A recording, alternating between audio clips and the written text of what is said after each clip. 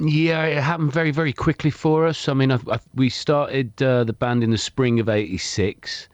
By the end of the year, we'd formed our own little independent label and put out our first single. By the end of the following year, we were signed to Polydor and then sent off around the world to go and sell our wares. So it's like an 18 months from going from walking into the first rehearsal to playing in New York. An exciting time. But it just felt kind of like normal time. It felt like, well, if you form a band, this is what happens. But of course, there's been plenty of bands that weren't that lucky. Steep learning curve, I'd imagine, as well, was it? Yeah, it was, yes.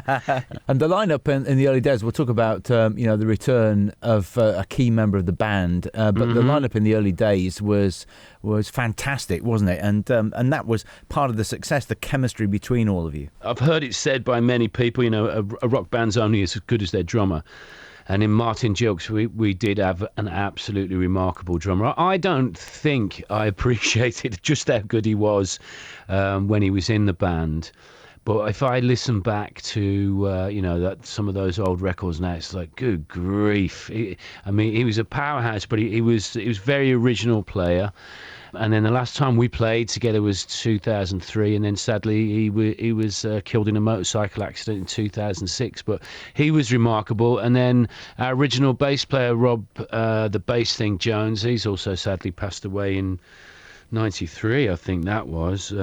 But he'd drive the band, you'd be trying to catch up with Bob, but Martin could hold him back down, and it created a good tension, both musically and otherwise. Yeah, very much a Midlands band as well, yeah. West Midlands, and of course, I think wasn't it your uncle who played with ELO? Yeah, he started working with Roy Wood. So my uncle Bill started working with Roy Wood at the end of the Move, and then Roy and met with Jeff Lynne, and they started. It was very much the Electric Light Orchestra then, not ELO. Yeah, and they did 2 albums when Bill was with them, and then Roy left and formed Wizard, and Bill went with Roy and had a part in the massive "I Wish It Could Be Christmas Every Day" here, which I have still never forgiven my Uncle Bill, because there's a children's choir, as you might remember, on that single.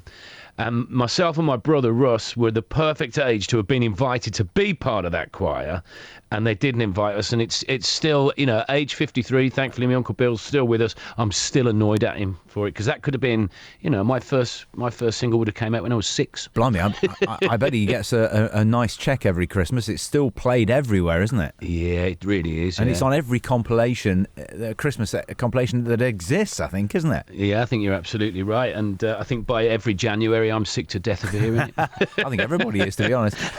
So tell us about the name, because I heard a story a few years ago that the Wonder Stuff, the name, came from a comment made by John Lennon. Is that true? Yeah, it's absolutely not true, and it's an albatross of a story that was made up by an NME journalist. Is being part of a band what you really love, fronting a band like the Wonder Stuff?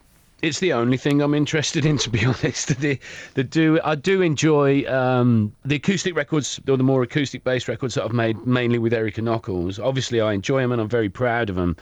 I don't tend to feel that I get that much out in the way of satisfaction of doing acoustic shows. I love to play with the band. I love to be in a rehearsal room with the band.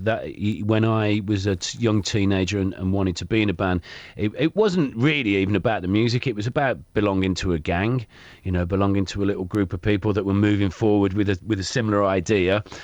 So I just love the whole, the setup of a band, and then the things that I learned once we'd got a little bit of success, touring together on tour buses and flying around the world together. There's a special camaraderie happens. I still get a great big kick out of it. Thanks again for watching this video. If you enjoyed it, please click on the like button, ring that notification bell to be informed of any future videos, and above all, make sure you subscribe. Thank you.